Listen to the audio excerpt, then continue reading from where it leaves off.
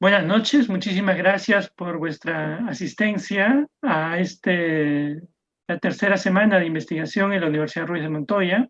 Quiero darles la más bienvenida y agradecerles pues, que puedan compartir con nosotros esta conversación sobre el éxodo venezolano, el origen y el destino. Para hablar sobre esta situación en el origen, es decir, en Venezuela, hemos invitado a Anitza Freites. Anitza Freites es doctora en demografía por la Universidad Católica de Lovaina en Bélgica y actualmente es directora general del Instituto de Investigaciones Económicas y Sociales de la Universidad Católica Andrés Bello. También es coordinadora del proyecto ENCOVI, que ahora lo va a explicar ella con detenimiento, que lleva adelante pues, la Universidad Católica Andrés Bello en alianza con otras universidades para generar información ante la ausencia de data desde el Estado. También hemos invitado a Carolina Stefoni, ella es doctora en Sociología por la Universidad Alberto Hurtado de Chile, actualmente es profesora en la Universidad Mayor y también es directora del Programa Interdisciplinario de Estudios Migratorios, PRIEM. En los últimos años, Carolina ha trabajado en proyectos vinculados con educación e interculturalidad en contextos migratorios. Entonces, gracias a ambas por aceptar la invitación, por compartir con nosotros vuestras reflexiones. Entonces vamos a empezar con Anitza. A Anitza le hemos pedido que pueda ella explicarnos qué dificultades pasan o a qué dificultades se enfrentan los investigadores y académicos en Venezuela ante la ausencia de datos estadísticos generados por el gobierno. Entonces, una serie de académicos han tenido que diseñar una metodología pues, para poder generarse información y estudiar detenidamente este fenómeno. Anitza, te dejamos, por favor. Bueno, de nuevo a todos. En primer lugar, deseo agradecer a José por esta invitación a participar en esta sesión en el marco de la semana de investigación. Valoramos mucho esta oportunidad para compartir con ustedes esta experiencia de trabajo que nos ha tocado liderar desde la Universidad Católica Andrés Bello desde el año 2014 hasta el presente y que se nos ha dado a conocer como el proyecto ENCOVI. Me complace entonces contarles un poco cómo surgió esta iniciativa desde la Academia Venezolana, en principio para poder hacer seguimiento a la situación social del país, incluido el estudio de la acción internacional. Me van a disculpar, yo voy a apagar el video porque ya me está saliendo la señal de conexión débil y así logro concentrar el ancho de banda entonces en el audio. Y ustedes me van a compartir en pantalla la presentación, José. Sí. Tú me indicas. Sí, yo creo que ya podemos colocarla.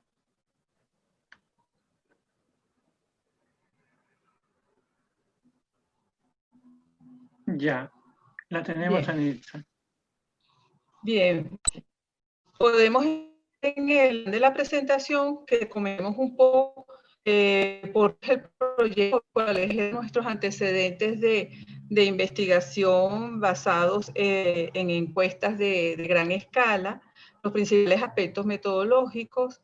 Hablaremos de lo que ha sido el nuevo ciclo de ENCOVI, iniciamos desde el año 2019, del año pasado, las formas de divulgación de la información que hemos adoptado, la presentación de los resultados del módulo de migración internacional y bueno, y vamos a terminar con algunas reflexiones. La siguiente, José. Sí, será el plan. La siguiente. Bueno, comencemos entonces señalando que desde el inicio de la década 2000, el sistema estadístico nacional fue reduciendo su oferta informativa, con lo cual se iba contracorriente a los esfuerzos que ya se habían impulsado desde los años 90, que intentaba aprovechar las innovaciones tecnológicas para ampliar la disponibilidad de información. especialmente aquella que proviene de los registros administrativos. Así fue disminuyendo entonces la oferta detallada de información sobre educación, salud, nutrición, de trabajo, la información de las cuentas nacionales, los datos sobre movimiento migratorio, entre otras estadísticas sectoriales. Por una parte porque se desvalorizan los procesos de Contraloría, y porque el gobierno de ninguna manera era tolerante a la crítica que podía emanar de los estudios que se podían hacer con a la información proveniente de los distintos entes responsables de producirla. Contradictoriamente había un discurso oficial engañoso, si se quiere, porque me había interés en que las comunidades produjeran su propia información y se empoderaran con la misma. Y así promovió la realización de sanitarios. Pero nunca conocimos una información consolidada sobre ese tipo de iniciativas de levantamiento de información. Cualquier esfuerzo en ese orden de integrar información, pues solamente quedó para el consumo del alto gobierno. De hecho, se llegó incluso a colocar en una nota en el portal del SAIME, que es la Oficina de Identificación y Migración, decía explícitamente la nota que las estadísticas sobre control migratorio, sobre movimientos migratorios, eran de uso exclusivo del alto gobierno. Entonces vimos cómo se fueron apagando los portales de las instituciones públicas como medios para la difusión de la información estadística y quedaron claramente como medios de propaganda oficial. En ese contexto, entonces, se hizo imperiosa la necesidad de acometer algunas iniciativas de generar información. Desde la Asamblea Nacional y desde algunas firmas consultoras se hicieron esfuerzos para estimación y los indicadores económicos. Desde los sectores empresariales han realizado algunas encuestas sobre unidades de producción y de la academia surge la iniciativa del proyecto en COVID coordinado desde LOCAT. Nosotros, desde el Instituto de Investigaciones Económicas y Sociales de LOCAT, tuvimos la oportunidad de brindar apoyo técnico al Instituto Nacional. Pasamos a la siguiente lámina, al Instituto Nacional de Estadística y al Ministerio de la Familia para el desarrollo del programa de encuestas sociales que se hizo en los años 90. La última encuesta social dentro de ese programa se hizo en 1998. Ese era nuestro último referente de una encuesta de este tipo. Desde el 98 hasta el 2014 no teníamos una encuesta similar elaborada por parte del Instituto Nacional de Estadística. Nosotros también tuvimos la posibilidad de llevar adelante el instituto algunas encuestas a gran escala, porque bueno, contamos con un equipo multidisciplinario, pero se trató de experiencias puntuales. Enmarcadas dentro del proyecto Pobreza, se realizaron 2 encuestas nacionales sobre los determinantes culturales de ESA, donde se investigaron aproximadamente 14.000 hogares, fueron 2 encuestas grandes. También realizamos en el año 2013 una encuesta nacional de juventud.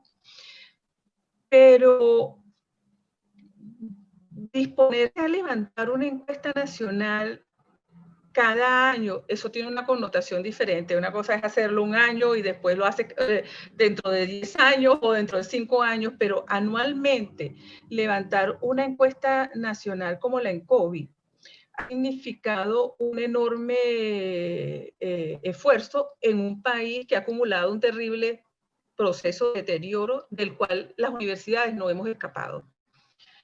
Entonces, desde el año 2014, ante la disyuntiva no poder investigar sobre la situación actual por la falta de acceso, no íbamos a todos porque lo que nos quedaba era investigar sobre el pasado. Pues nos lanzamos desde el año 2014 con la primera encuesta nacional sobre condiciones de vida y a la fecha llevamos 6 ediciones de la encuesta. En la lámina siguiente, pues nos planteamos como gran objetivo, el proyecto ENCOVI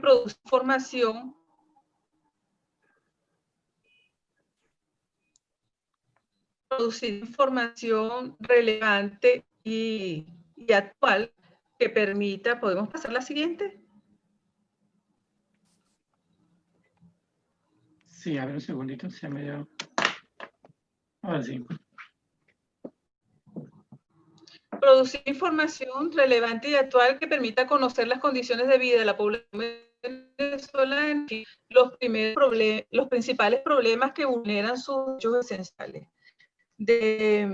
Bueno, de esa forma nos va a dar información que permita revisar a las viviendas de los hogares, analizar la composición de la población en términos gráficos y su situación en el ámbito de la educación, el empleo, la seguridad social, igualmente caracterizar a la población según las condiciones de salud, investigar sobre el patrón de alimentación y las deficiencias nutricionales, caracterizar a la población según la situación de pobreza, su relación con los programas sociales y otros objetivos como podemos ver señalados en la lámina.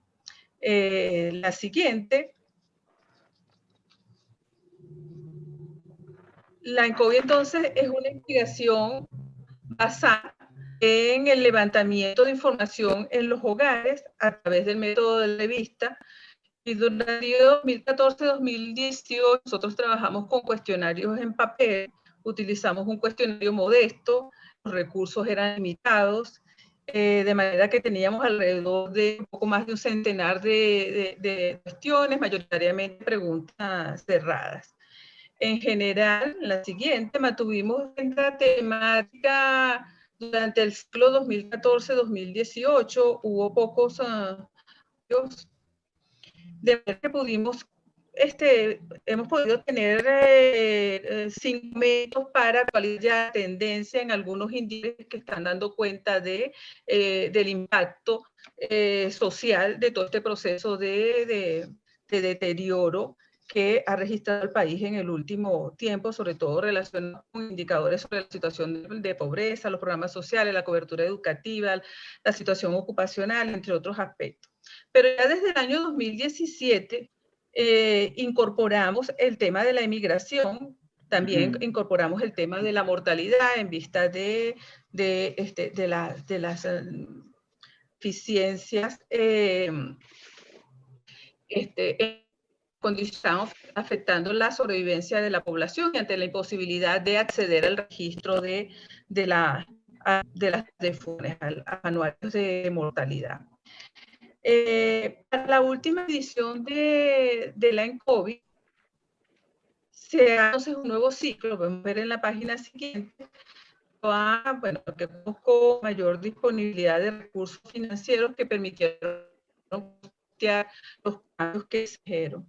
En primer lugar, pudimos migrar del cuestionario en papel al uso de dispositivos móviles de captura. Ello permitió ampliar considerablemente la agenda temática, pero sobre todo profundizar en la cantidad de preguntas, en la cantidad de cuestiones sobre los distintos temas, porque ya no teníamos la limitación del cuestionario, cuya reproducción en el contexto del país que tenemos, pues está haciendo cosas.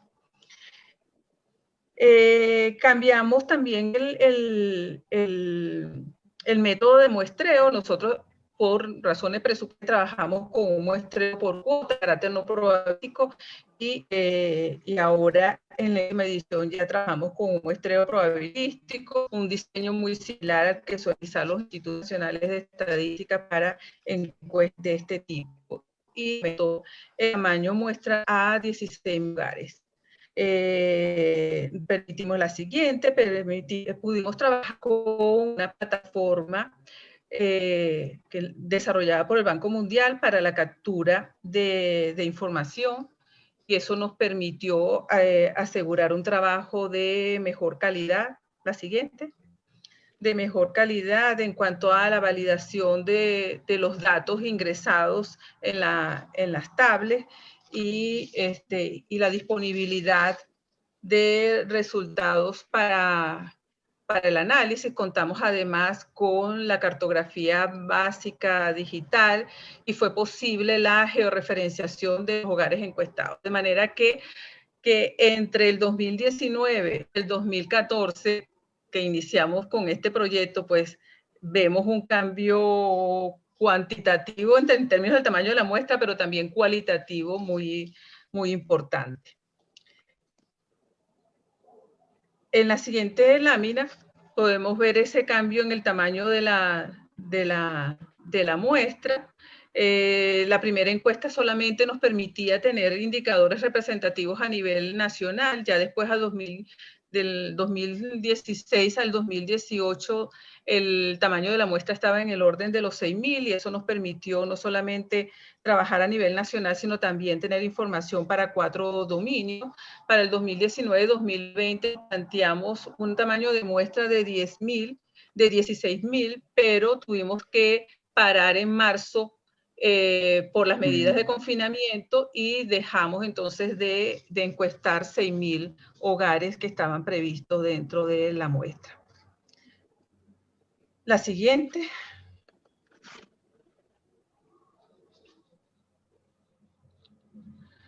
Pues dentro del proyecto también hemos tomado las previsiones para difundir la información a través de diferentes formas. Una de ellas es a través de publicaciones. Hemos sacado hasta el momento cuatro libros. En la siguiente también tenemos un sitio web donde está colocado toda la información básica de las 6 encuestas, incluidas las presentaciones por tema. El siguiente.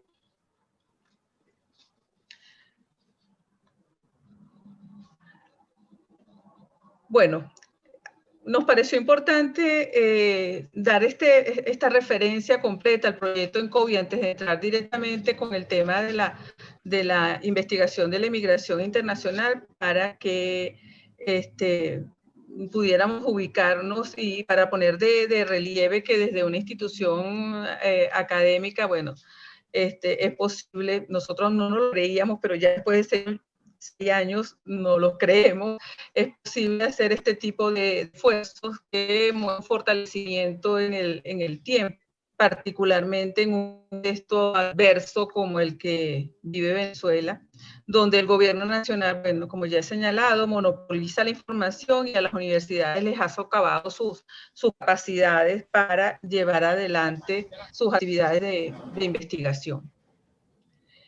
Entonces, a partir del 2017 señalaban que decidimos incluir en el estudio de la migración de COVID, porque ya comenzaba a tener incremento en el volumen de venezolanos que pasaban la frontera con destino a, sobre todo, a los países de la región. En la siguiente, no hicimos realmente nada diferente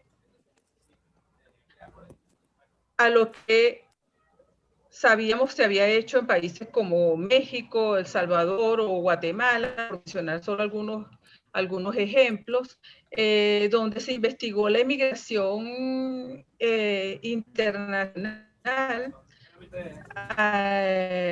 en como lo han hecho algunos países. El periodo de referencia fue de 5 años previos a la fecha de la entrevista. Y se indaga entonces en cada hogar si alguno de sus miembros dejó el país en ese periodo. En el caso de que la respuesta es afirmativa, pues se indaga qué personas lo hicieron y para cada una de esas personas se recaba una serie de características que ayudan a tener un perfil de la población que emigró. Edad, sexo, nivel educativo, la relación de parentesco con el jefe del hogar, el país del destino, la ocupación, la razón por la que emigró, etc. Se entiende que bajo esta forma de aproximarse a la cuantificación de la emigración se incurre en algún grado de subestimación. Eso está recogido en la literatura.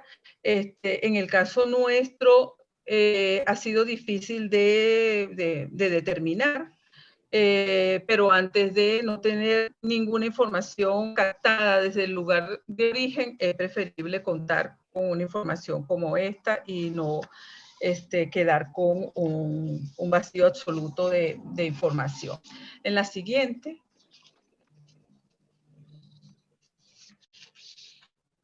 Nosotros hemos intentado un poco comparar los resultados de ENCOVI con la información que viene presentando OIM sobre el stock de venezolanos en el mundo. Pues también la literatura es abundante sobre las dificultades que hay para cuantificar la migración, y a veces también las confusiones que hay con relación a las categorías conceptuales que finalmente queremos cuantificar. Como bien sabemos, el stock estaría aludido a la población que está fuera de Venezuela, sin discriminar en qué momento se produjo el evento migratorio. En el caso de COVID, tenemos un periodo de referencia al cual está acotada la salida de la población del país, de manera que no es estrictamente comparable una magnitud con la otra. Sin embargo, uno pudiera obtener la diferencia entre dos momentos en el tiempo que sean comparables al periodo que abarca el de referencia que abarca la investigación en COVID, y tratar de comparar esas dos magnitudes, y un poco eso es lo que hemos hecho. Si tomamos acá el 2019 y el 2017, tenemos que aproximadamente casi 3 millones de venezolanos habrían dejado el país en ese periodo. En el caso de COVID, en la siguiente lámina, por favor.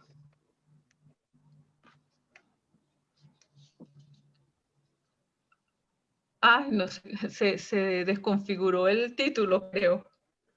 A ver. Sí, así está. ¿Sí? ¿Ustedes ven lo que yo veo? Puros jeroglíficos. Sí, parece que los cuadros se ven bien, el título los nomás. También, sí. Sí. Ok. Bueno, voy a hacer referencia al gráfico.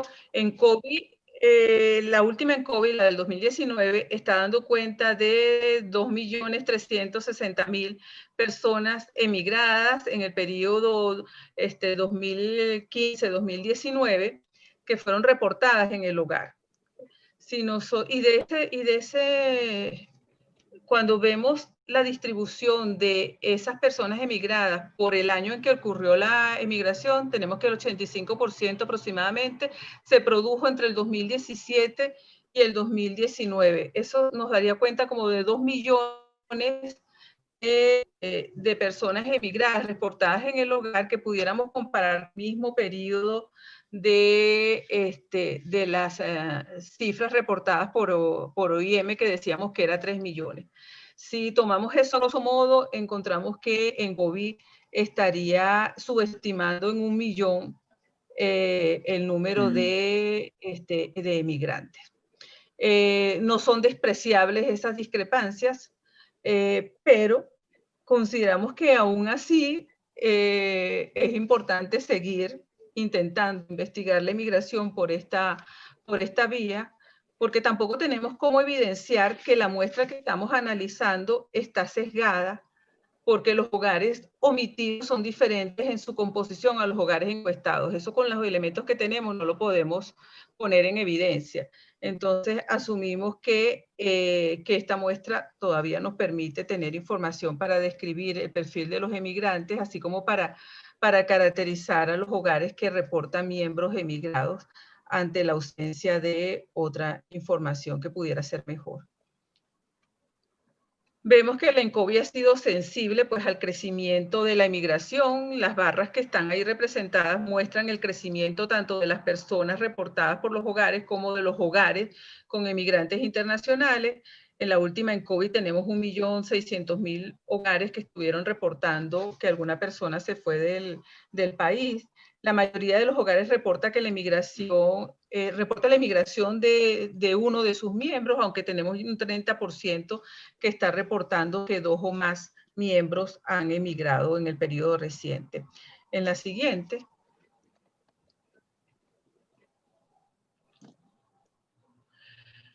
Los resultados de la GENCOBI vienen también a revelar algo que ya estábamos notando con la información proveniente de Naciones Unidas, que es la reversión del proceso de feminización que había registrado la emigración venezolana. Venezuela se había caracterizado por anticiparse un poco en la región en el proceso de feminización de la migración, pero ello había ocurrido en el periodo en que la migración se caracterizaba por ser de baja intensidad, pero fundamentalmente calificada.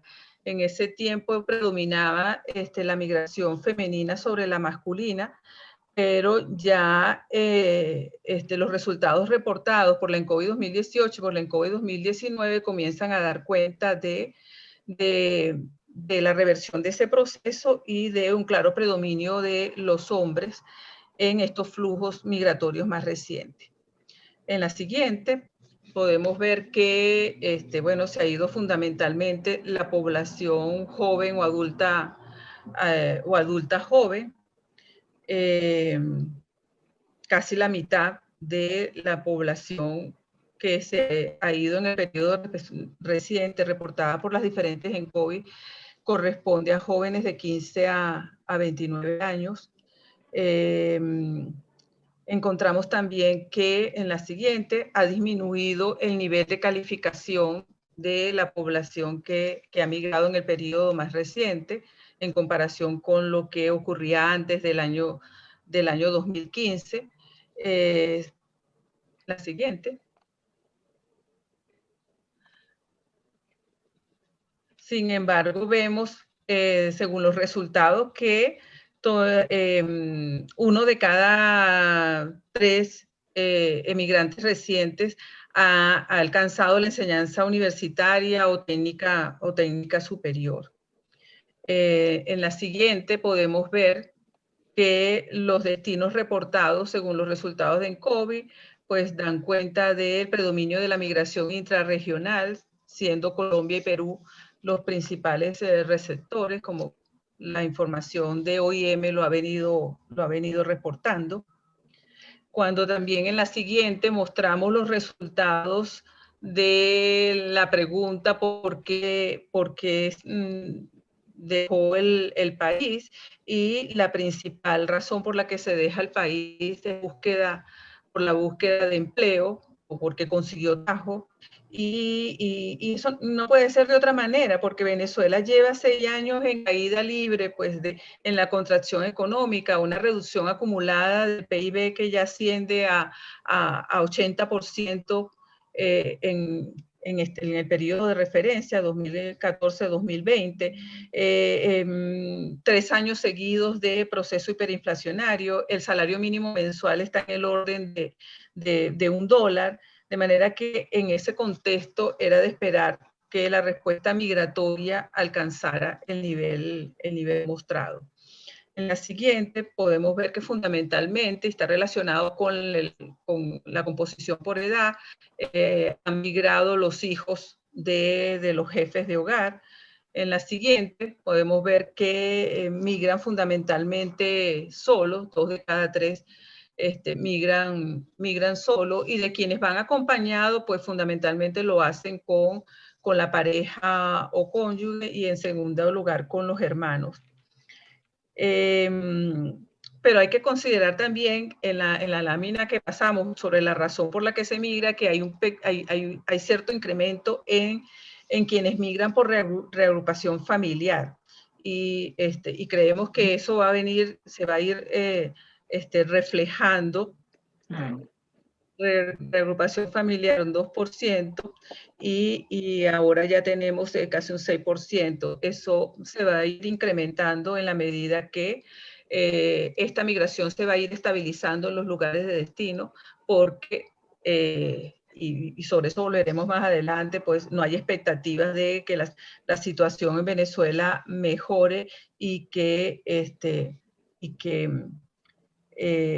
hay incentivos para el retorno a Venezuela. En la siguiente podemos ver que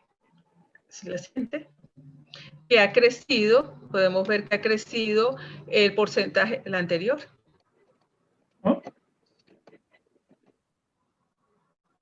Allí. Ajá. Podemos ver que ha crecido el porcentaje de hogares que reportaron migrantes que reciben remesas. Según la última, hay un 30% de hogares migrantes que están recibiendo remesas.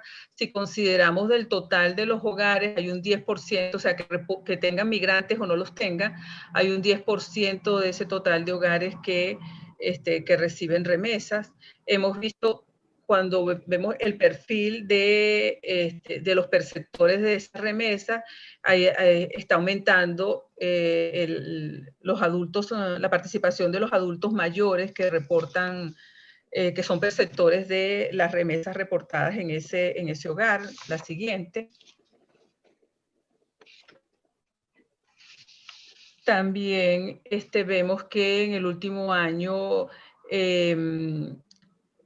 hay un incremento de los hogares pobres, perceptores de remesas. Igualmente se ha visto un incremento de las jefas de hogar, que son las que están recibiendo este tipo de transferencias provenientes desde el exterior. La siguiente, creo que con esto, creo que esta es la última referencia a los resultados del módulo de migración internacional de ENCOVI, de los cuales voy a dar cuenta, y es que antes de los datos nosotros los recogimos antes de la pandemia, y el retorno fue una opción considerada apenas por el 4% de esos emigrantes. O sea, de la población que reportada por los hogares que había dejado el país en los últimos 5 años, encontramos que 4% había regresado. De manera que todavía hay un 96% que sigue fuera de Venezuela. Con esto recojo un poco los resultados más importantes, que pasamos a la siguiente, los resultados más importantes recabados a partir de ENCOVI, y bueno, 3 ideas para reflexionar.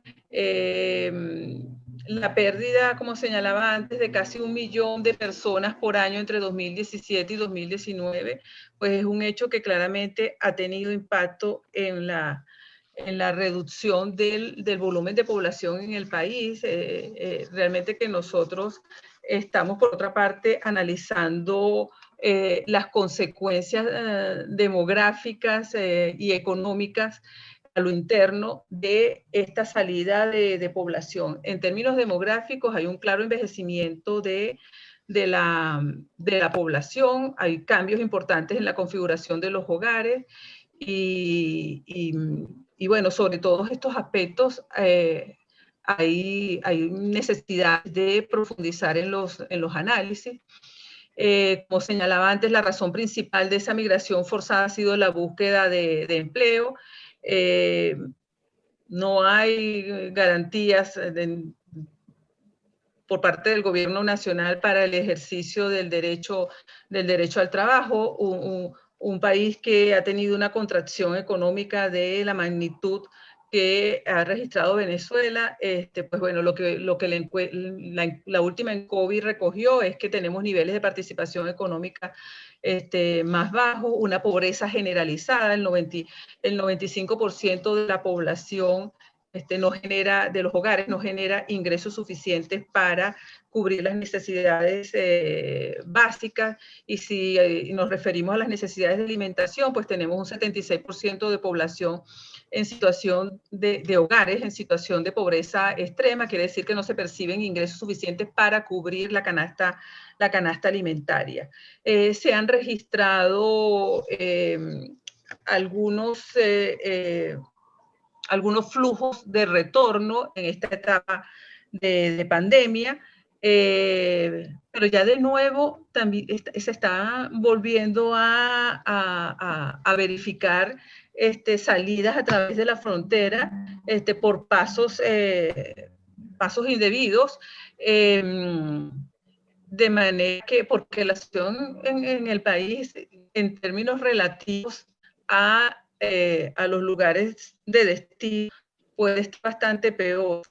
Y lo que visualiza es que en el periodo post-pandemia, la emigración seguramente va a reducir su intensidad. No vamos a volver a ver ese millón de personas saliendo cada año, pero no se detendrá.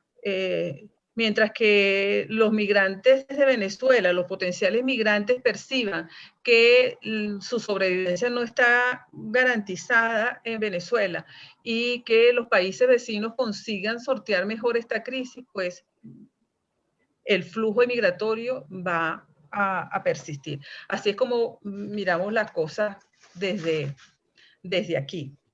Y para finalizar, en la última lámina, pues un poco como para hacer un balance del proyecto en COVID en la última lámina, donde queremos reiterar, sobre todo en el contexto en el que estamos haciendo esta presentación, pues queremos reiterar que desde la academia podemos tener una respuesta firme frente a las restricciones que puedan venir desde el sector oficial para limitar nuestras actividades de investigación y con ello la generación de conocimiento sobre la situación del país, sobre la ineficiencia de las políticas públicas, sobre las violaciones a derechos fundamentales. Y eso, bueno, se consigue con el establecimiento de alianzas, con la movilización de recursos, con la generación de confianza a través de un trabajo técnicamente riguroso, capitalizando la experiencia. Para nosotros ha significado ir aprendiendo todo esto un año tras otro.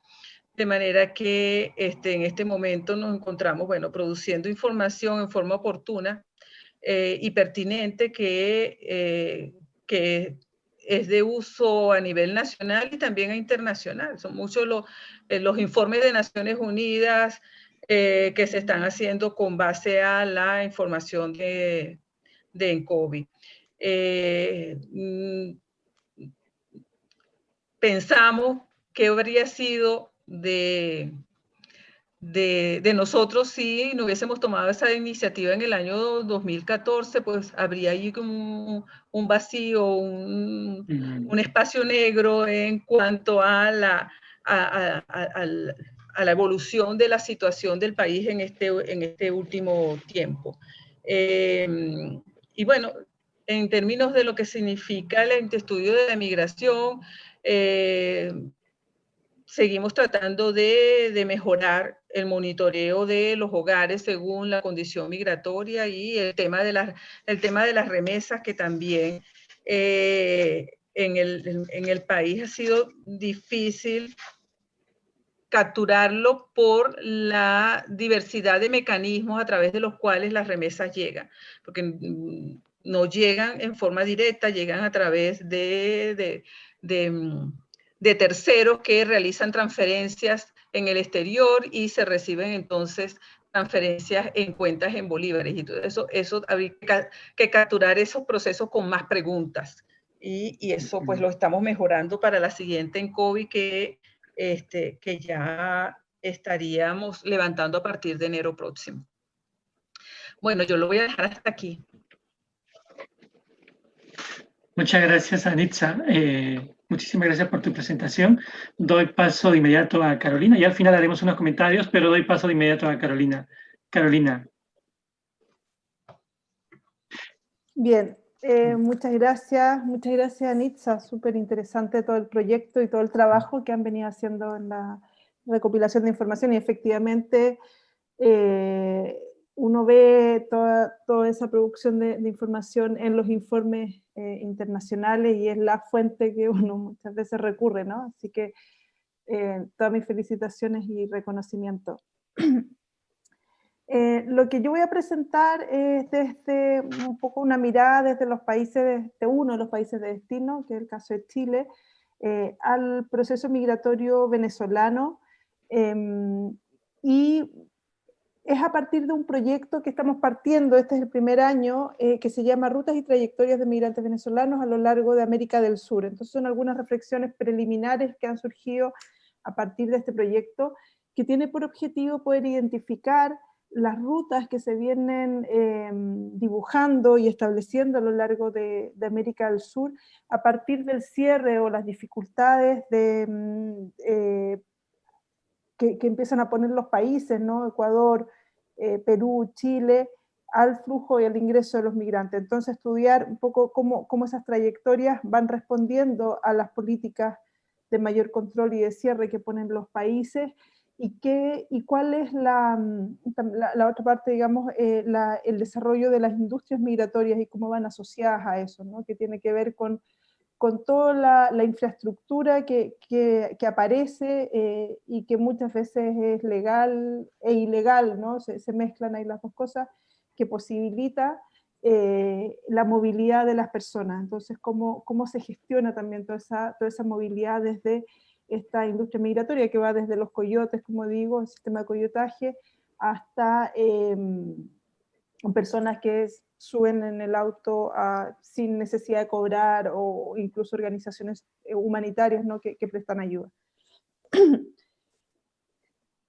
Ahora, el proyecto partíamos con un primer terreno en Arica, pensando, esto por supuesto se formuló antes del COVID, no sé, hemos pensado ir a la zona norte, Arica y Iquique, pero bueno, se produjo la pandemia, y por supuesto no pudimos movernos para ninguna parte, así que el terreno ahí se tuvo que suspender, que es uno de los primeros desafíos, como entiendo que este es también un seminario en contexto como de investigaciones, ¿no? Hoy en día con la pandemia ha significado ahí todo un desafío de poder avanzar con los proyectos y con los objetivos que uno tenía trazados. Pero ocurrió algo que estaba absolutamente fuera de nuestro objetivo, y que fue el incremento del ingreso de personas venezolanas por el paso que se llama Paso de Colchane, que es la frontera que está a la altura de Iquique, que es la segunda ciudad desde el norte hacia el sur, ¿no? En importancia en Chile, pero que limita con Bolivia. Entonces por ahí empezó a haber un flujo ya, por ahí por junio empezó a observarse gente cruzando por ahí, por pasos no habilitados, y en el mes de octubre se produjo una explosión de personas. Solo en el mes de octubre ingresaron 4.000 personas, de acuerdo a la Policía de Investigaciones, por ese paso, que es muchísimo pensando en que las fronteras están absolutamente cerradas hoy en día, ¿no? Entonces, bueno, esto por supuesto que nos llevó a dar un pequeño giro en nuestro proyecto de investigación, adaptarnos al contexto y empezar a entender qué es lo que estaba pasando ahí, por qué se estaba produciendo este incremento tan fuerte y cuáles eran las implicancias que estaba teniendo. Entonces, lo que hemos venido avanzando, ¿no es cierto?, en este proyecto.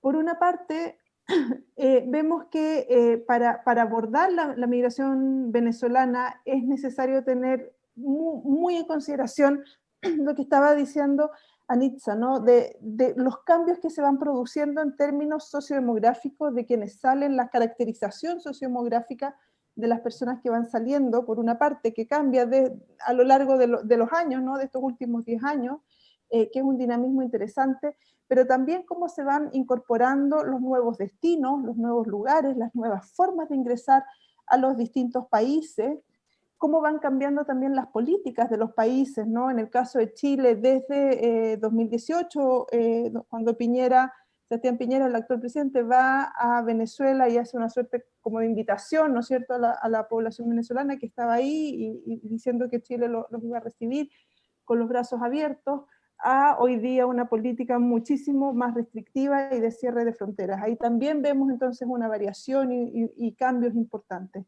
Y también junto con esto, por supuesto, van cambiando las rutas y las formas en cómo se va movilizando la gente.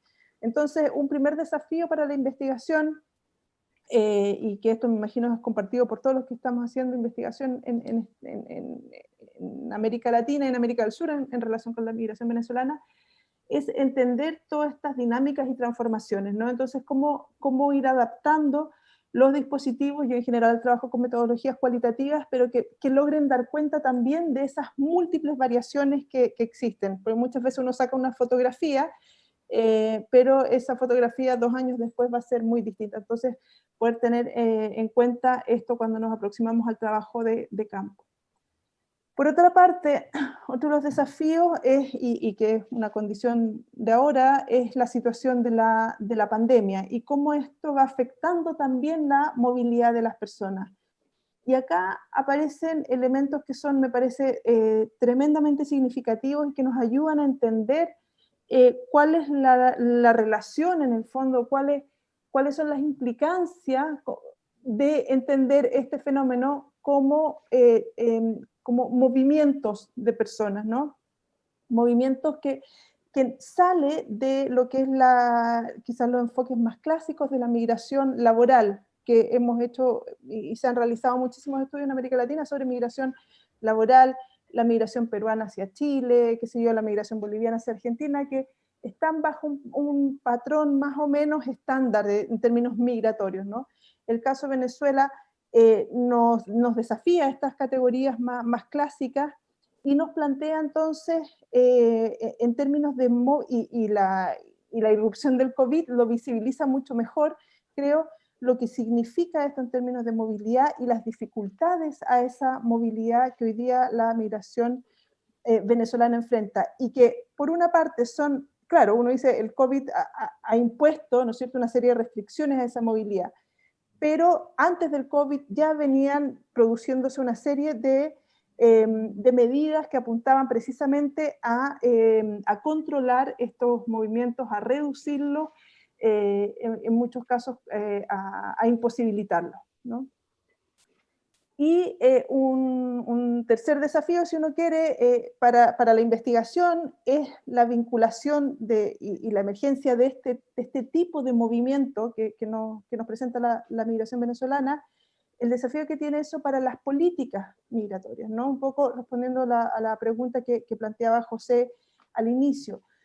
¿Por qué? Porque las políticas y los dispositivos que han venido implementando los países a lo largo de estos años, sobre todo algunos de los países que han venido recibiendo migración, han sido en relación precisamente a este tipo de migración laboral, si uno quiere, ¿no? Que es un poco más clásica dentro de lo que conocemos por movimientos migratorios.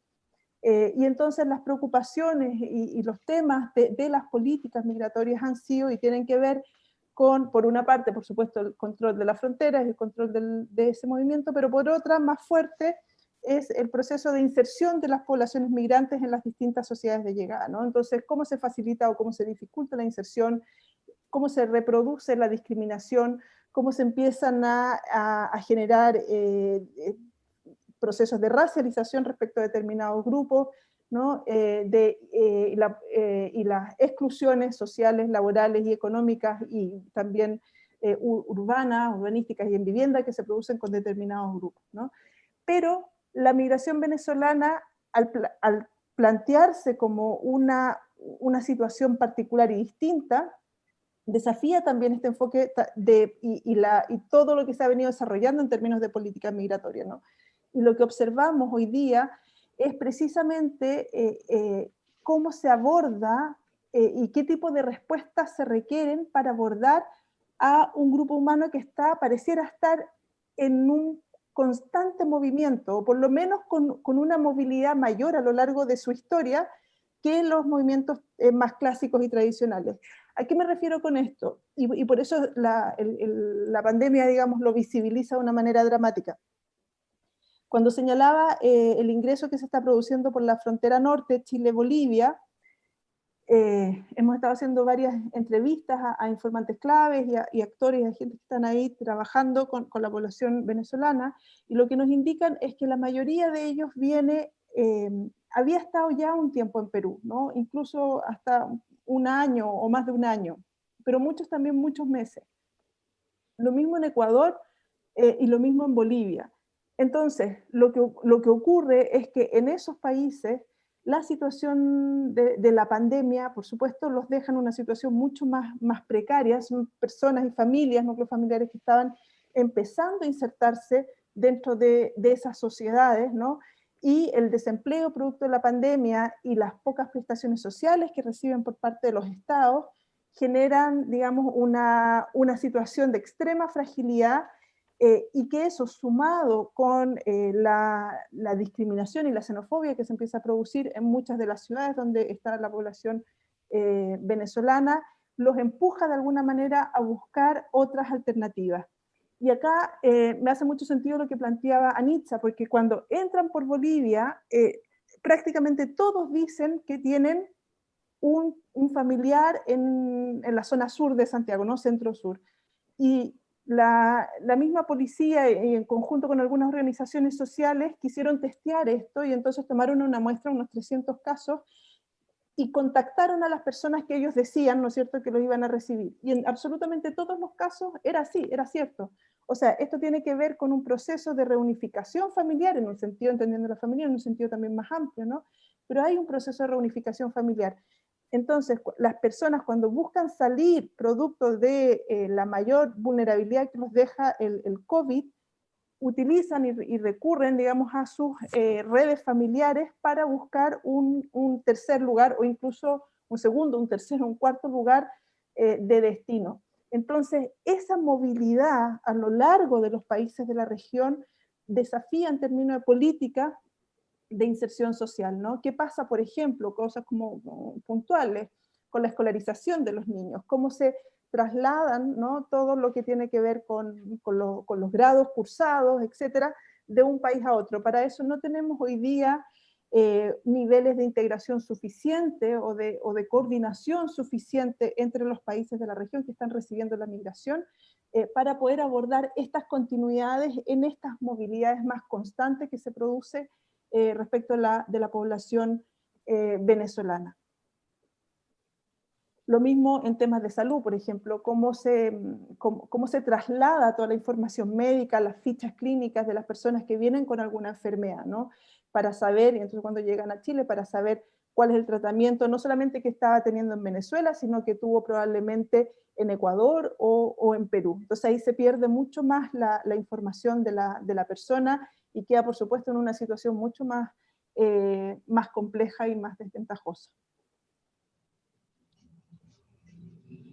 En relación con esta idea de movimientos, ¿no?, que me parece que apunta movimientos y movilidades, a lo que apunta la migración venezolana, lo que observamos también es un aceleramiento en este tipo de movilidades, ¿no? Y que se producen como cada cierto tiempo, o sea, como que hay ciclos, hay periodos, y que tenemos que identificar bien, probablemente tiene que ver con situaciones que pueden pasar en Perú, con situaciones que pueden pasar en Bolivia, con la pandemia, etcétera, que aceleran este tipo de movimientos, ¿no? O sea, hay un flujo constante, pero hay periodos donde eso se incrementa y hay periodos donde también tiene una tasa un poco más baja. Pero en ese mayor movimiento, en esa mayor movilidad que se produce, por supuesto que también se van incrementando las políticas de seguridad y de control para restringirlo. Entonces hay una suerte, lo que Biao-Xian llama, ¿no?, los shock mobilities, o sea, situaciones como de un shock de movilidades frente a lo cual también los estados no logran reaccionar a tiempo. Y también observamos que en el contexto del COVID, estos movimientos enfrentados a los controles tanto de securitización de los países como a los controles producto de la pandemia, genera situaciones que también son bastante inéditas, que tienen que ver con los migrantes varados, ¿no?, o los migrantes cuando suspendidos en estos espacios, en estos tiempos, como son las zonas de frontera, como son algunas ciudades o pueblos en donde tienen que esperar ahí, ya sea para que se les hagan los test, ya sea para hacer la cuarentena, una residencia sanitaria, ¿no? Y entonces se les impide el movimiento. En el caso que yo señalaba del cruce por la frontera norte, lo que sucede es que cruzan por el paso que se llama Colchane. Desde Colchane, el objetivo de ellos es llegar a Iquique, que está como en la misma línea, pero hacia la costa, y desde ahí bajar por Chile, ¿no es cierto?, hasta la zona central. En ese trayecto, desde la frontera en el altiplano a la costa, deben ser casi unos 250, 300 kilómetros, quedan varados y frenados en Guara, que es un pueblito en el altiplano de 300 habitantes en periodos normales, y que ahí se empezó a juntar muchísima gente, muchísimos venezolanos, a la espera de residencias sanitarias en Iquique, ¿no? en la costa. Porque tenían que hacer la cuarentena 14 días. Y entonces a estas personas acá se les ve imposibilitado de continuar su viaje. Una vez que logran que se produce algún cupo en residencias sanitarias en Iquique, entonces los bajan o los bajan en buses, o ellos bajan como pueden, algunos incluso caminando, logran llegar a Iquique. Algunos van a lograr entrar a estas residencias sanitarias, otros simplemente no, porque no da abasto las residencias, y entonces se quedan ahí en las calles, en los bandejones centrales de la ciudad o en la playa. Entonces, lo que observamos es que todos ellos están en situación irregular, todos han entrado por pasos no habilitados porque hay cierre de fronteras completo, ¿no? Producto del COVID. Pero dentro de toda esa irregularidad hay personas que están en peor situación que otras, ¿no? Los que logran llegar a residencias sanitarias de alguna manera logran tener un pase, que es se llama carnet, el salvoconducto sanitario, ¿no? Que al final se les estampa y dice, ok, hizo la cuarentena, no tiene COVID, y es uno de los documentos que tienen que presentar para continuar viaje al sur. Las otras personas que no logran ingresar a esas residencias no tienen manera de obtener ese documento, y por lo tanto no pueden pasar las barreras sanitarias de esa ciudad hacia el sur. Y se quedan entonces en una situación mucho más compleja, sin recursos, y sin un lugar donde estar y donde vivir. Y entonces son las personas que terminan viviendo en la calle o en las playas. Ahora bien, el COVID también ha impuesto, decía, barreras de movilidad dentro del país. Entonces, no solamente la barrera que pone para el cruce de un país a otro, sino también dentro del propio país. Para pasar de una región a otra es necesario presentar este carnet sanitario de alguna manera, y también presentar un salvoconducto que se saca con la policía. Pero son, digamos, documentos que no son de fácil acceso para la población migrante por falta de información y porque hay una discrecionalidad tremenda por parte de los funcionarios de policía, y entonces a las personas, incluso presentando todos los papeles, muchas veces no se les entrega. E incluso a veces se les entrega y logran salir de una región, pero al ingresar a otra región les piden otros papeles. Entonces, aquí también la movilidad, por eso digo, se va dificultando no solo en el ingreso, sino a través del país, ¿no? Tenemos entonces esta situación de suspensión en el fondo, en el espacio y en el tiempo, y que uno, ahí ese tipo de situación, digamos, me parece que la política social, ¿no? Simplemente no tiene ningún dispositivo para hacer frente a eso, ¿no? Entonces, las reacciones que ha habido para esta situación, a lo más llegan a poder entregar un tipo como de una respuesta de emergencia, ¿no? De entregar un kit de alimentos a las personas con comida, pero no hay ninguna planificación, proyección o pensar qué es lo que va a pasar con esta gente de aquí para adelante. Y el problema central es que al ingresar de manera irregular, el gobierno ha dicho que todas las personas que ingresan de manera irregular van a ser expulsadas. La respuesta desde el gobierno y desde la policía ha sido lo que se conoce como la autodenuncia. Entonces se le pide a la población venezolana que ingresa por pasos no habilitados, que una vez dentro del país se autodenuncie, en el fondo, y diga si yo pasé por un paso no habilitado. Esto ha generado una confusión muy grande, pues la población venezolana y los que están cruzando piensan que esta autodenuncia podría ser un paso para un proceso posterior de regularización. Y lo que sabemos es que el gobierno, que se trata de un registro en el fondo, y que va a ser utilizado para la expulsión de aquí a 2 años. Entonces hay ahí una tensión muy fuerte entre las respuestas a nivel central frente a esta inmovilidad que se produce, que tiene que ver a lo más, digo, con una respuesta a la situación de emergencia, ¿no? Y de dar un poco de alimentos, pero sin ninguna previsión de lo que va a ocurrir con estas personas en el mediano y en el largo plazo, ¿no? Entonces lo que se confirma, y que ya lo habíamos visto con anterioridad, por eso digo, no es solo producto del COVID, sino que tiene que ver con las políticas que se han implementado con anterioridad, es que la población venezolana hoy día enfrenta y hoy día veía justo en la mañana unos primeros resultados, no los pude traer acá porque todavía estaban muy en bruto, pero de una encuesta que hicimos online, donde cerca del 70% de la población tenía permisos temporales, ¿no? sin tener una situación de regularización ya más estable. Entonces, con las políticas y las medidas que se siguen implementando, tenemos a las personas que o en franca situación de irregularidad o en una situación de permisos temporales de residencia, ¿no?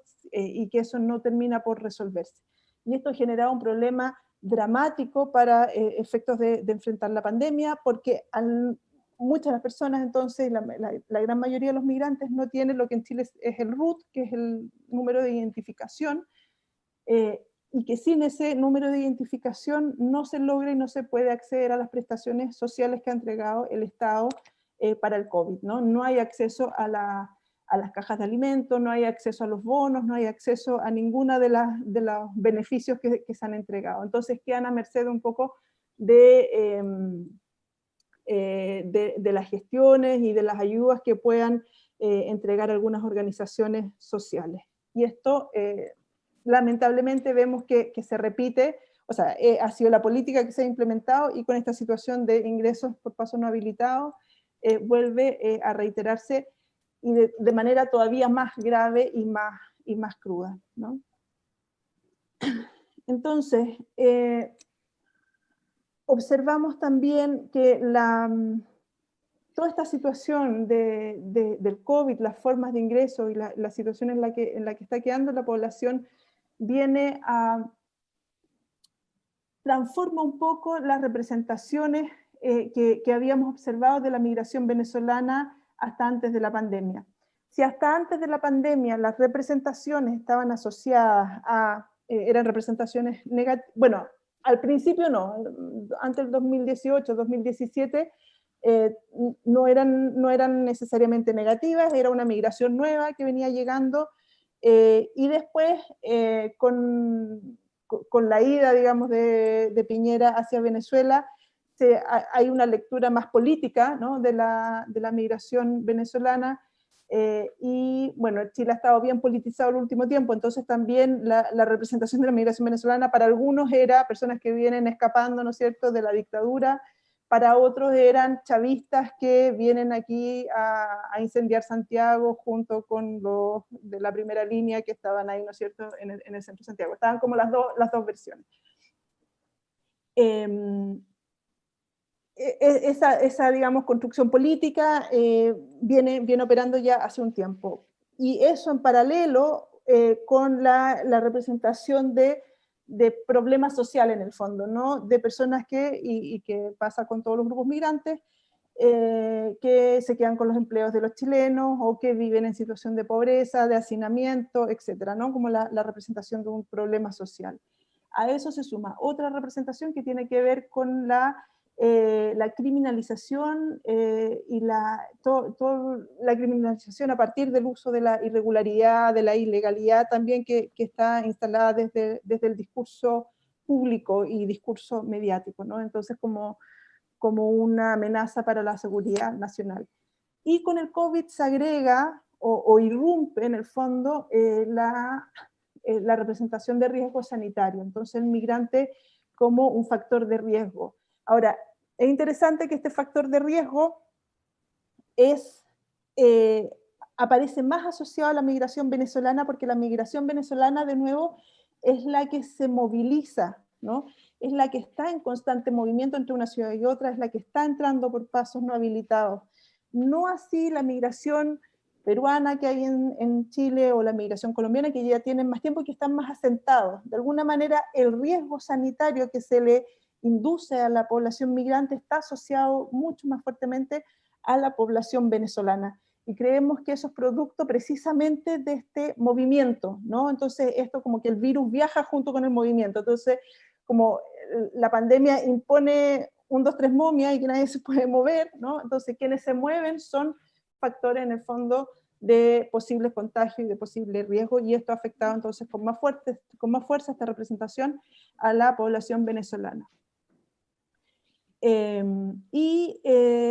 Bueno, todas estas representaciones que son más bien negativas, por supuesto, que van justificando las políticas de control, ¿no? Entonces ahí tenemos de nuevo un cruce entre las políticas de control migratorio que se han venido endureciendo sistemáticamente en los últimos años, y el mayor control a la movilidad producto de la pandemia. Las dos cosas, para efectos de la migración, se traducen en una mayor criminalización hacia la migración venezolana y, por supuesto, en mayor rechazo por parte de las poblaciones locales, ¿no? Y aquí viene, y esto también creo que se vincula con lo que ha estado pasando en Perú y también en Bolivia, con fuertes rechazos de las comunidades, ¿no? Y donde se exacerba la xenofobia, se exacerba el discurso contrario a esta migración a niveles como extremadamente preocupantes. Creemos que esto tiene que ver con estas formas de representación que empieza, o sea, que ya estaban instalados, pero que la pandemia más agrega esta idea de riesgo sanitario. Entonces, pensando en dimensiones, en cómo la investigación podría aportar en el fondo a las políticas, al desarrollo de las políticas en esta materia, me parece que por una parte es importante entender la especificidad de la migración venezolana, ¿no? La situación de crisis también que está puesta, que no tiene que ver la crisis con la situación de salida de Venezuela, exclusivamente, esa situación sin duda que genera riesgos que hacen parte, digamos, de esta experiencia. Pero al referirme a crisis me refiero a toda la crisis humanitaria que se produce producto de las políticas más restrictivas, producto de la xenofobia, producto de la discriminación y el de intentar contener estas movilidades, ¿no? A lo largo del continente. Entonces, esos elementos específicos de la migración venezolana tienen que ser atendidos, tienen que ser considerados en la elaboración de las políticas de inclusión. Y lo mismo, cómo pensamos las políticas que recojan esta movilidad que yo hablaba, ¿no? De personas que van pasando de un país a otro. Cómo dar continuidad a ciertos temas como educación, como salud. Otro tema que es clave es cómo avanzar en los procesos de regularización migratoria. Esto es fundamental porque estamos generando mecanismos, digamos, de temporalidad, de residencias y de autorizaciones temporales. Y en esta encuesta que recién señalaba, otra de las respuestas que llamaba mucho la atención es la inmensa cantidad de personas que pese a todo se quiere quedar en Chile, ¿no? Y pese a las pérdidas de empleo, pese a las dificultades que tienen el proyecto de quedarse en el país, al menos en el mediano plazo. Entonces, si es población que quiere arraigarse, por supuesto que el proceso de regularización es clave, es fundamental para que ese arraigo sea un buen arraigo, ¿no? Y implique buenos trabajos, implique buena inserción social. Entonces, todo lo que apunte a pensar, a proponer y a generar mecanismos de regularización me parece que es central. Pero claro, uno ve que la cosa va en sentido contrario. La semana pasada el gobierno empezó a rechazar muchas de las visas de responsabilidad democrática que había ofrecido el 2018 y está demorando extremadamente todo el proceso de regularización de las personas, ¿no? Otro elemento que también es clave, pensando en el capital humano de los venezolanos y los altos niveles de estudio que tienen, y que siguen teniendo, ¿no? Es avanzar en procesos de en fortalecer la convalidación de estudios.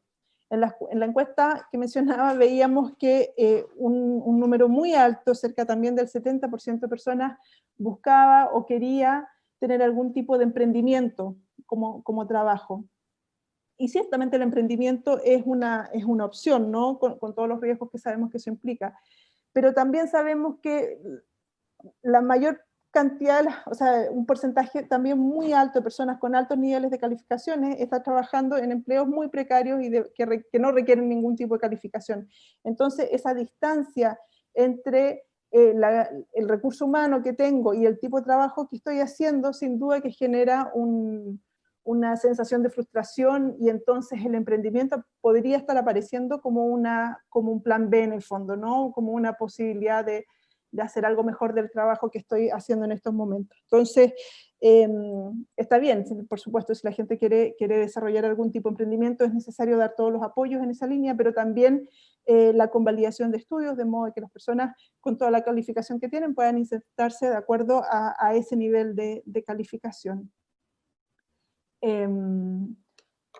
Eso pensando como en la inserción laboral, ¿no? Y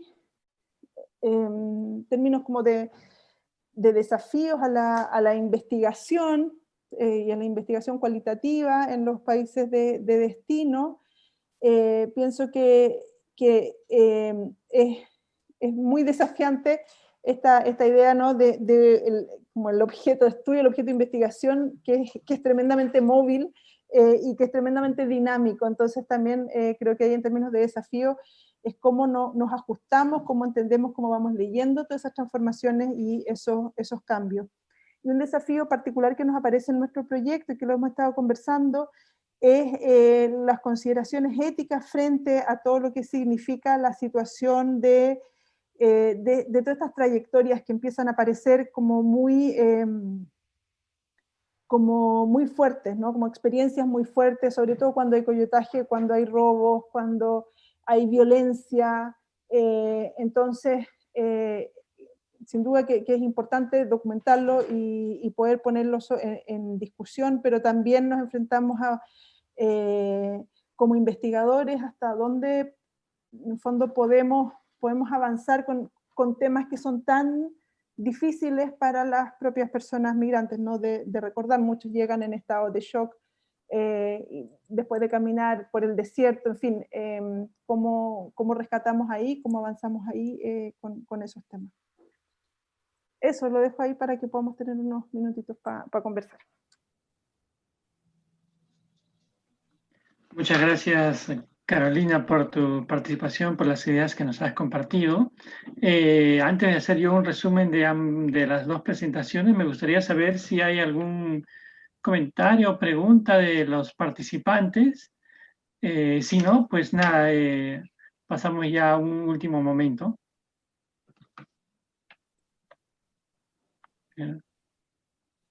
Bueno, el evento también está siendo difundido a través del Facebook de la Universidad Ruiz de Montoya, entonces a partir de ahí tenemos también algunos oyentes. De todos modos, antes de las preguntas, me gustaría decir a los participantes, a los asistentes, que a través del chat de este Zoom se les ha enviado una encuesta para que ustedes puedan evaluar algunos aspectos de la charla, la conversación que hemos tenido ahora. Entonces, me gustaría, bueno, decir pues, que efectivamente Anitza nos ha planteado pues, la importancia de generar información para poder capturar, si se podría decir así, la realidad de la emigración en Venezuela, ¿no? Un tema, por ejemplo, que me parece que, por lo menos en el Perú, digo, que todavía no habíamos ponderado, visualizado todavía con detenimiento, es este tema de la reagrupación familiar, ¿no? Todavía estamos fijándonos en que efectivamente pues, migran por razones económicas, de falta de trabajo, violencia, violencia política, en fin, todavía hay distintas razones que nos ayudarían a explicar por qué salen los venezolanos, pero muchas veces, como dicen, la virtud de la investigación no está en dar cuenta de las cosas que ya están dadas, sino de dar cuenta de aquello que está empezando a nacer, de aquellos que están todavía en su estado de germen, y me parece que la razón por la cual se está migrando por este asunto de reagrupación familiar es un desafío a nuestros países, ¿no? Porque implica, como dice Carolina, ver la matrícula de los jóvenes, de los niños, ver el tema de la salud, ver la integración en sus barrios, en fin, la integración laboral, el tema de violencia femenina, el acoso, y pues hay un gran desafío en nuestros países que ya tienen déficit con sus propias poblaciones. Imagínense que luego a estos le sumamos un colectivo para el cual muchos países como el Perú no está habituado pues, a recibir colectivos, ¿no? Todo esto también me lleva a pensar que todos estos procesos de integración que hay en América Latina, en particular en Sudamérica, como la Comunidad Andina de Naciones, o el Mercosur, o en su momento UNASUR, o la Alianza del Pacífico, todos estos procesos de integración se han quedado efectivamente en términos económicos, rentables para las empresas, y no han pensado del todo en una integración también de tipo social, laboral. Todavía un profesional venezolano tiene que pasar muchísimo trabajo para poder regularizar sus documentos profesionales, sus grados, etcétera, ¿no? O alguien que ha trabajado en Venezuela durante muchos años no puede traer sus fondos de jubilación de modo que pueda gozar de eso en países como los nuestros. O los temas de, otra vez, como dijo Carolina, también el tema de la salud, ¿no? Digamos, todas estas historias clínicas. Entonces, esto nos lleva a pensar que los estados, nuestros gobernantes y nuestros procesos de integración globalizados se han globalizado en la ganancia, y cosa que está muy bien, por supuesto, pero no han tenido una mirada hacia el ciudadano, que probablemente, como ya está visto, en cualquier momento pueden aparecer regímenes autoritarios, puede haber un estallido de violencia política, y en general parece ser que sobre eso no estamos preparados. En eso todavía no estamos integrados, ¿no? Entonces todavía hay desafíos grandes a nuestros estados, ¿no? Bueno, Carolina también nos ha compartido en extenso los distintos desafíos para el tema de la investigación en aspectos migratorios, ¿no?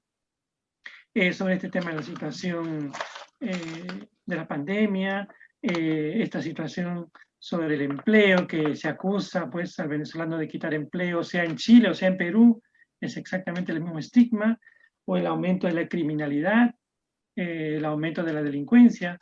Aquí mismo en la Universidad Ruiz de Montoya estamos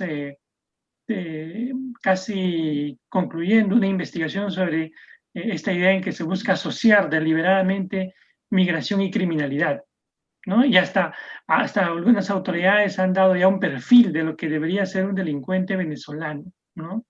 Y esta idea también de estigmatizar que el virus de la pandemia también se moviliza con los migrantes.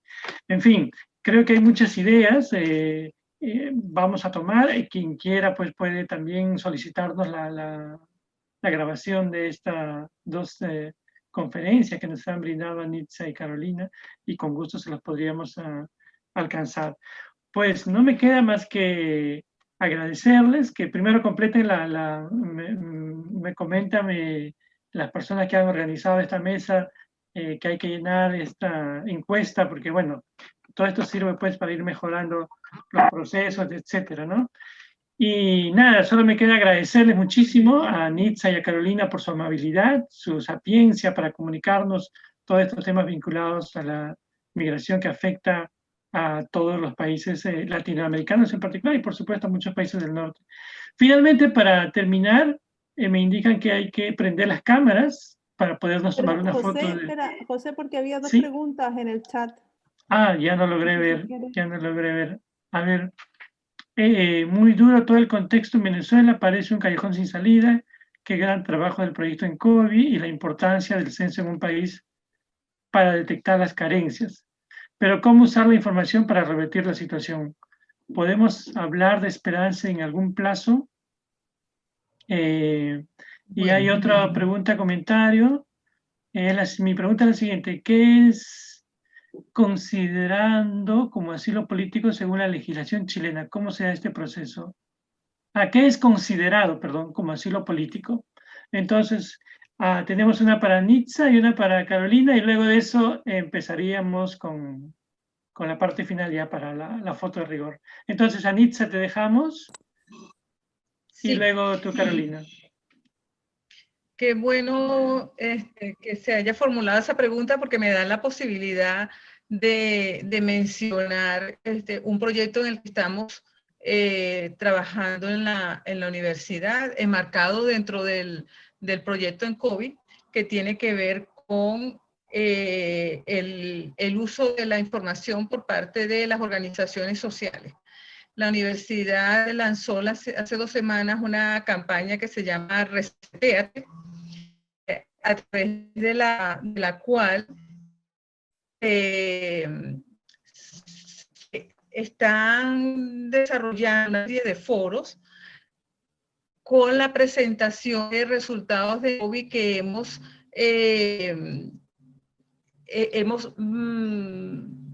entregado a nivel de los municipios, a nivel de los estados, porque hasta ahora la ENCOVI había permitido tener esa radiografía de la situación a nivel nacional, pero utilizando métodos de estimación indirecta basados en la ENCOVI como principal fuente de información, pero triangulando con otras informaciones, hemos podido desagregar la información a nivel de municipio.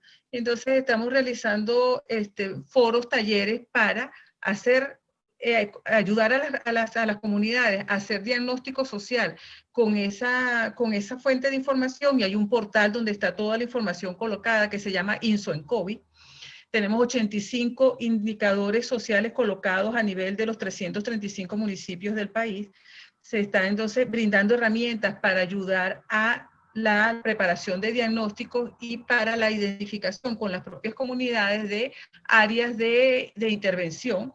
Y el paso siguiente es ayudar a la formulación de proyectos que puedan permitir la satisfacción de algunas necesidades, la corrección de algunos problemas apremiantes que tienen que ver con los servicios públicos, que tienen que ver con necesidades que durante mucho tiempo el gobierno nacional ha dejado y los gobiernos regionales han dejado de lado por la precariedad de los ingresos, pero también por la desidia con la que se está trabajando a nivel nacional y a nivel local. Entonces, desde la universidad estamos tratando de brindar un poco de esperanza, si se puede decir, a través de lo que sabemos hacer, que es desarrollar ese tipo de herramientas y acompañar a las comunidades para tratar de empoderarlas y conseguir de alguna manera que algunas necesidades puedan ser atendidas. En el caso del refugio, la legislación chilena, ciertamente tenemos una ley de refugio, pero que no está siendo aplicada hoy día, que es uno de los temas en conflicto que hay con el gobierno actual. No se está dando siquiera la posibilidad de que puedan solicitar el refugio en frontera, no hay nadie entregando información de ningún tipo. Y las últimas estadísticas que yo vi a septiembre-octubre del 2020, Chile había reconocido a 7 personas en calidad de refugio, o sea, nada.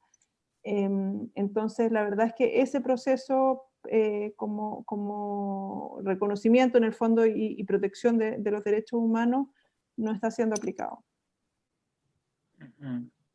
También me preguntaban para ambas sobre el índice o datos sobre violencia de género.